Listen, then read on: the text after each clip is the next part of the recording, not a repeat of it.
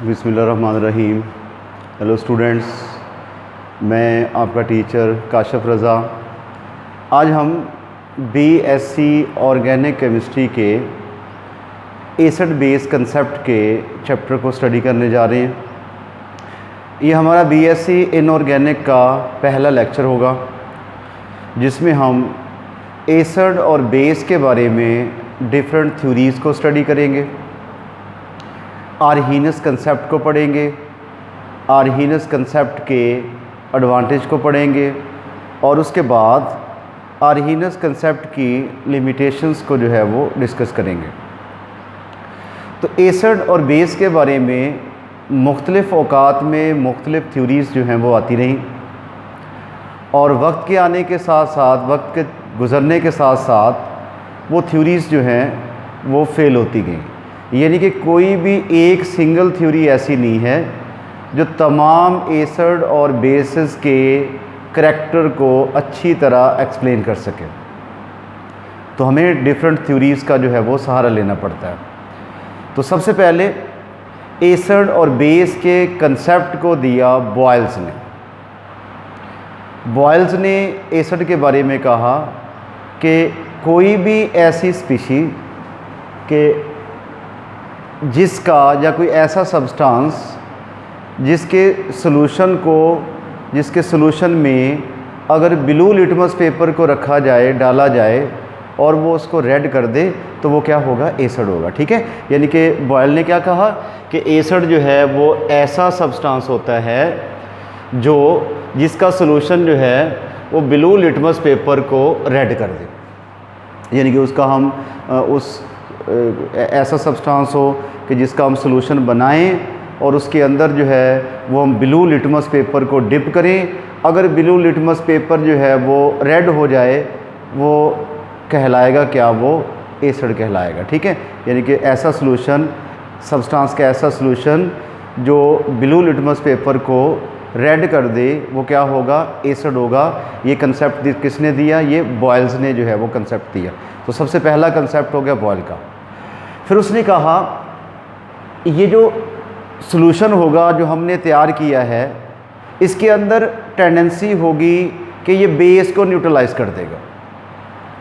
Neutralisation क्या होती है कि जिसमें कोई एसिड जो है वो किसी बेस के अफेक्ट को कैंसिल कर दे। ठीक है, यानी कि पहला पॉइंट उसने कहा कि सब्सटेंस का सॉल्यूशन अगर ब्लू लिटमस पेपर को रेड कर दे तो वो एसिड होगा। उसके अंदर कैपेसिटी होगी, एबिलिटी होगी कि वो बेस को न्यूट्रलाइज कर देगा। फिर उसने कहा कि जो एसिड होगा वो रिएक्ट करेगा मेटल्स के साथ और हाइड्रोजन को इवॉल्व करेगा। यानी कि एसिड की ये प्रॉपर्टी है कि वो मेटल्स के साथ रिएक्ट करके हाइड्रोजन को इवॉल्व कर देता है और इसका सोअर टेस्ट होता है, यानी कि ये तुर्श होता है इसका टेस्ट। ये सारी बातें जो हैं वो बॉयल्स ने जो है वो सबसे पहले ये एसिड के बिहेवियर को शो करने के लिए की। तो पहली बात क्या थी कि जो एसिड होता है उसका सॉल्यूशन ब्लू लिटमस पेपर को रेड कर देता है और उसके बाद बेसिस को न्यूट्रलाइज कर देता है।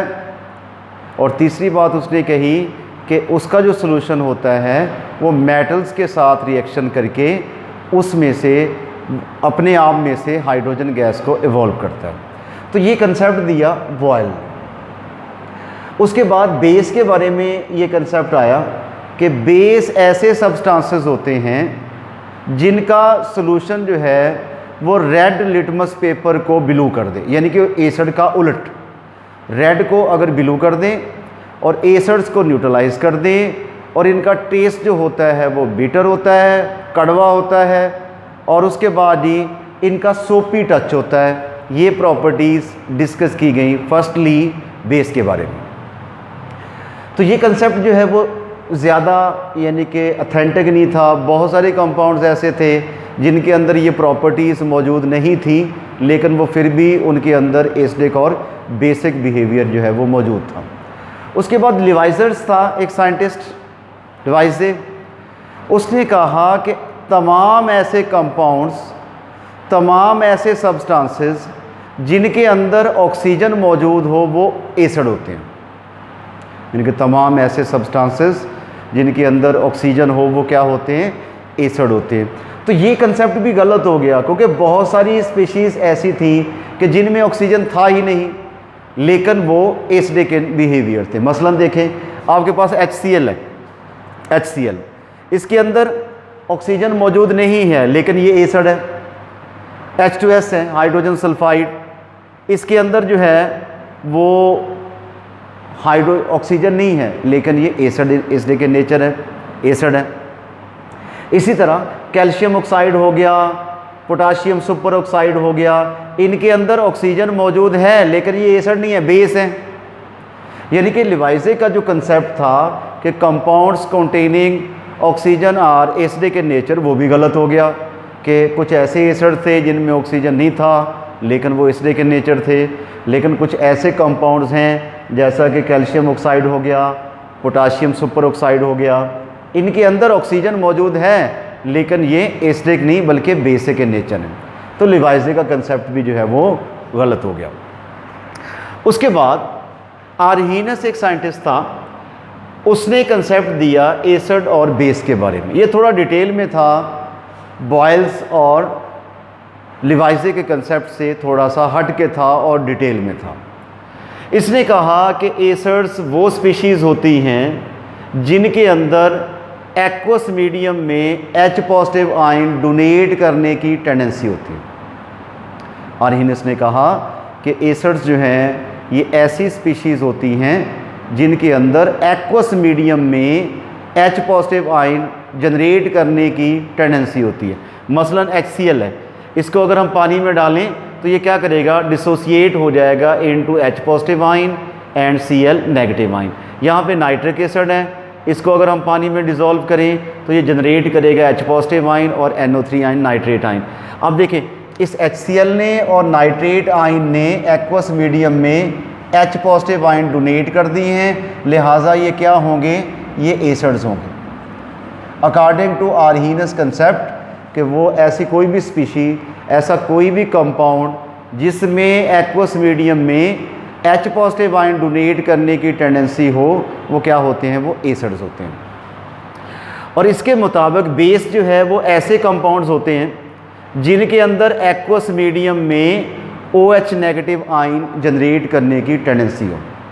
यानी कैसे, जितने भी कंपाउंड्स होंगे जिनको अगर हम वाटर में डिज़ोल्व करें और वो डिसोसिएट होके OH नेगेटिव आयन जनरेट करें, वो क्या हो जाएंगे, वो बेस हो जाएंगे अकॉर्डिंग टू आर्हीनस कंसेप्ट।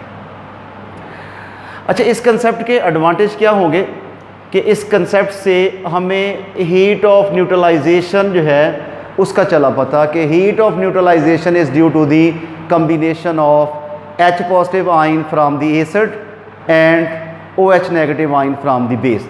इस कंसेप्ट के मुताबिक ये था कि एसिड चूँकि H पॉजिटिव आयन जनरेट करता है, बेस जो है वो करता है OH नेगेटिव आयन जनरेट, इनके कम्बिनेशन से बनता है वाटर। अब इस रिएक्शन में जो भी हीट होगी, जो भी हीट इवॉल्व होगी, उसको हम कहेंगे हीट ऑफ न्यूट्रलाइजेशन। तो हीट ऑफ न्यूट्रलाइजेशन की डेफिनेशन क्या होती है कि हीट की वो मिकदार जो किसी एसिड और बेस के आपस में एक दूसरे को न्यूट्रलाइज करने के नतीजे में इवॉल्व होती है, वो कहलाती है हीट ऑफ न्यूट्रलाइजेशन। तो इस कंसेप्ट के मुताबिक ये था कि जो हीट ऑफ न्यूट्रलाइजेशन है इसकी वजह क्या है, इसकी रीज़न है combination of H positive ion from the acid and OH negative ion from the base. These H positive and OH negative ions combine to form a water molecule. Water molecule की formation के नतीजे में जो heat evolve होती है वो है heat of neutralisation. ये कंसेप्ट हमारे पास हीट ऑफ न्यूट्रलाइजेशन का आया इस कंसेप्ट की मदद से, आर्हीनस के एसिड बेस कंसेप्ट की मदद से। और दूसरा ये था कि हम क्वांटिटेटिव स्ट्रेंथ ऑफ एसिड्स को फाइंड करने के काबिल हो गए। क्वांटिटेटिव स्ट्रेंथ कि कोई भी एसिड जो है उसकी एसिडिक पावर कितनी है, कोई भी बेस जो है उसकी बेसिक पावर कितनी है। तो हम एसिडिक और बेसिक पावर को फाइंड करने के, उसको कैलकुलेट करने के काबिल हो गए अकॉर्डिंग टू दिस कंसेप्ट। मसलन आपके पास जो है वो एसिटिक एसिड है, जब इसको हम इसको हम वाटर में डिज़ोल्व करेंगे तो ये जनरेट करेगा एसीटेट आइन और H पॉजिटिव आइंस। इसका अगर हम इक्विलिब्रियम कांस्टेंट या एसिडिक डिसोसिएशन कांस्टेंट लिखें तो एसिड डिसोसिएशन कांस्टेंट कैसे निकालते होते हैं कि प्रोडक्ट्स की कंसंट्रेशन ओवर जो है वो रिएक्टेंट्स की कंसंट्रेशन। तो इस इक्वेशन की मदद से हमें एसिड की एसिडिक पावर का जो है वो अंदाज़ा हो जाता है। मसलन अगर Ka की वैल्यू जो है वो आ जाती है 10 की पावर -3, इस Ka की वैल्यू आ जाती है 10 की पावर -3, तो हमारा एसिड जो है वो दरमियाना स्ट्रॉन्ग हो, मॉडरेट स्ट्रॉन्ग होगा। अगर हमारी Ka की वैल्यू जो है वो 10 की पावर -3 से ज़्यादा आ जाती है, ठीक है, तो हमारा एसिड जो है वो बहुत ज़्यादा स्ट्रॉन्ग होगा। अगर हमारे Ka की वैल्यू, Ka से मुराद ये है एसिड डिसोसिएशन कांस्टेंट, इसकी वैल्यू जो है वो 10 की पावर -3 से कम आ जाती है, तो इसका मतलब होगा कि हमारा एसिड जो है वो वीक है। यानी कि इस कंसेप्ट की मदद से हम एसिड की एसिडिक और बेस की बेसिक स्ट्रेंथ को फाइंड कर लेते हैं आसानी के साथ Ka की वैल्यू को कंपेयर करके, यानी कि एसिड डिसोसिएशन कांस्टेंट की वैल्यू को कंपेयर करके हम जो है वो किसी भी एसिड की एसिडिक स्ट्रेंथ और किसी भी बेस की जो है वो बेसिक स्ट्रेंथ को आसानी से कैलकुलेट कर सकते हैं। जहाँ इसके फ़ायदे हैं, एडवांटेज हैं, वहाँ इसके कुछ डिसएडवांटेज भी हैं, यानी कि इसकी कुछ, इस कंसेप्ट की कुछ जो है वो लिमिटेशंस भी हैं। उन लिमिटेशंस को हम जो है वो डिस्कस करते हैं कि लिमिटेशन ऑफ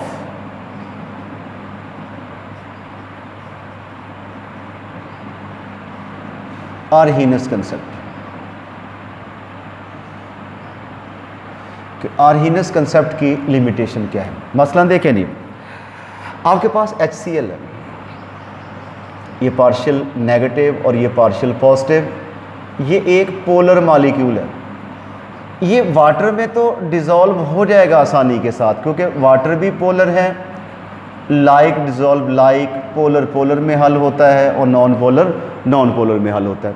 तो वाटर में डिज़ोल्व होके ये आसानी से H पॉजिटिव आइंस जो है वो जनरेट कर देगा। जबकि इसको अगर हम नॉन पोलर जो है वो सॉल्वेंट, जैसा कि बेंजीन हो गया, तो बेंजीन में अगर इसको हम हल करने की कोशिश करें तो ये बिल्कुल भी हल नहीं होगा, क्योंकि बेंजीन जो है वो नॉन पोलर है, जबकि HCl जो है वो क्या होता है, पोलर है। जब ये हल नहीं होगा तो ये H पॉजिटिव और H पॉजिटिव आइंस को जनरेट नहीं करेगा। जब ये H पॉजिटिव आइंस को जनरेट नहीं करेगा तो ये अपना एसिडिक बिहेवियर जो है वो शो भी नहीं करेगा। तो इस बात को वो एक्सप्लेन नहीं कर सका कि नॉन पोलर सॉल्वेंट्स में या नॉन एक्वस सॉल्वेंट में ये वाले जो हमारे एसिड्स हैं ये अपनी एसिडिक पावर को शो नहीं करते, अपनी एसिडिक स्ट्रेंथ जो है उसको परफॉर्म नहीं कर पाते। इसको वो एक्सप्लेन नहीं कर सका। और उसके बाद इसने कहा कि जो बेस होते हैं, बेस ये ऐसी स्पीशीज़ होती हैं जो एक्वस मीडियम में OH नेगेटिव आइंस जनरेट करें। यानी कि ऐसा कोई भी कंपाउंड जो एक्वस मीडियम में OH नेगेटिव आइन जनरेट करे वो बेस होता है। लेकिन अगर हम देखें अमोनिया को, NH3 को, तो NH3 के अंदर OH नेगेटिव आइन मौजूद नहीं है, तो ये तो बेस नहीं होना चाहिए इसको, क्योंकि इसके अंदर H पॉजिटिव आइन मौजूद नहीं है। लेकिन ये बेसिक इन नेचर होता है, बेसिक इन नेचर। इसको वो एक्सप्लेन नहीं कर सका कि अमोनिया के अंदर जो है वो OH नेगेटिव आइन मौजूद नहीं है, लेकिन ये फिर भी बेसिक इन नेचर है। या एल्यूमिनियम क्लोराइड है, एल्यूमिनियम क्लोराइड, एल्यूमिनियम क्लोराइड जो है ये एसिड है, एसिडिक इन नेचर होता है, लेकिन इसके अंदर H पॉजिटिव आइन जो है वो मौजूद नहीं है, फिर भी एसिडिक इन नेचर है। तो इसको वो एक्सप्लेन नहीं कर सका। यानी कि यहाँ पे इसके एडवांटेज हैं तो वहाँ पे इसके डिसएडवांटेज भी हैं कि बहुत सारे एसिड्स ऐसे थे कि जिनके अंदर H पॉजिटिव आइन मौजूद नहीं था, लेकिन वो एसिडिक इन नेचर थे। बहुत सारे बेस ऐसे थे कि जिनके अंदर OH नेगेटिव आइन मौजूद नहीं था, लेकिन वो बेसिक इन नेचर थे। ये इसकी जो है वो लिमिटेशन हो गई।